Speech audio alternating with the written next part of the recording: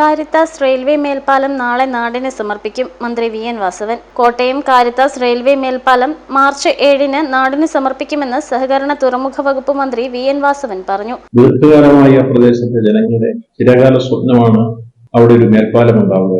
2013 അതിനാദ്യമായി ഭരണാനുമതി ലഭിച്ചു. 3.68 കോടി രൂപയാണ് അവസാനമായി ഊരാളുങ്കൽ ലേബർ കോൺട്രാക്ട് സൊസൈറ്റിക്ക് ഉറപ്പിച്ചു കൊടുക്കുന്ന കരാർ വന്നിട്ടുണ്ട്. ആ കരാർ 11.60 കോടി. ഏറ്റുമാനൂരിൽ നടന്ന വാർത്താ സമ്മേളനത്തിൽ സംസാരിക്കുകയായിരുന്നു മന്ത്രി.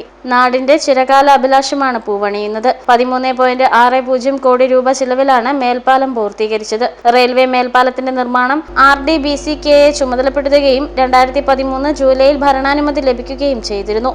എന്നാൽ സ്ഥലം ഏറ്റെടുക്കൽ നടപടികൾ 2019 ജനുവരിയിലാണ് പൂർത്തീകരിച്ചത്.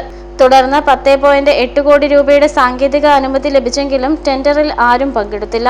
തുടർന്ന് എസ്റ്റിമേറ്റ് പരിഷ്കരിച്ച് 11.98 കോടി രൂപയ്ക്ക് സാങ്കേതിക അനുമതി ലഭിച്ചു. തുടർന്ന് നടന്ന 5 ടെൻഡറുകളിലും ആരും പങ്കെടുത്തില്ല. 2022 ഏപ്രിലിൽ റീടെൻഡർ ചെയ്തു. 13.60 കോടി രൂപയ്ക്ക് ഊരാളുങ്കൽ ലേബർ കോൺട്രാക്ട് കോഓപ്പറേറ്റീവ് സൊസൈറ്റിയാണ് നിർമ്മാണ കരാർ ഏറ്റെടുത്തത്. തുടർന്ന് 2022 ഡിസംബറിൽ നിർമ്മാണം ആരംഭിച്ചു. 15 മാസമായിരുന്നു നിർമ്മാണ കാലാവധി. പദ്ധതി പ്രവർത്തനങ്ങൾ സമയബന്ധിതമായി പൂർത്തീകരിച്ചതായും മന്ത്രി പറഞ്ഞു. മാർച്ച് 7-ന് വൈകിട്ട് 4:30 നടക്കുന്ന ചടങ്ങിൽ പൊതുമരാമത്ത് വകുപ്പ് മന്ത്രി അഡ്വക്കേറ്റ് PA മുഹമ്മദ് റിയാസ് പാലത്തിന്റെ ഉദ്ഘാടനം നിർവഹിക്കും. മന്ത്രി വി എൻ വാസവൻ അധ്യക്ഷനാകും. അതുപോലെ കോണത്താറ്റ് പാലത്തിന്റെ അപ്രോച്ച് റോഡ് മികച്ച ഗുണനിലവാരത്തോടെ നിർമ്മിക്കുന്നതിന് 5.50 കോടി രൂപ അനുവദിച്ചതായും നിർമ്മാണം ഉടൻ ആരംഭിക്കുമെന്നും മന്ത്രി പറഞ്ഞു. കോണത്താറ്റ് പാലവും സമയബന്ധിതമായി പൂർത്തീകരിക്കും. കമ്പനിക്കടവ് പാലം നിർമ്മാണം പുരോഗമിക്കുകയാണ്. മെഡിക്കൽ കോളേജിനെയും ബസ് സ്റ്റാൻഡിനെയും തമ്മിൽ ബന്ധിപ്പിക്കുന്ന അടിപ്പാതയുടെ നിർമ്മാണോദ്ഘാടനവും ഉടൻ നടക്കും.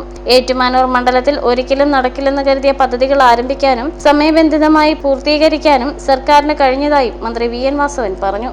മേഘദൂത് ന്യൂസ്, കോട്ടയം.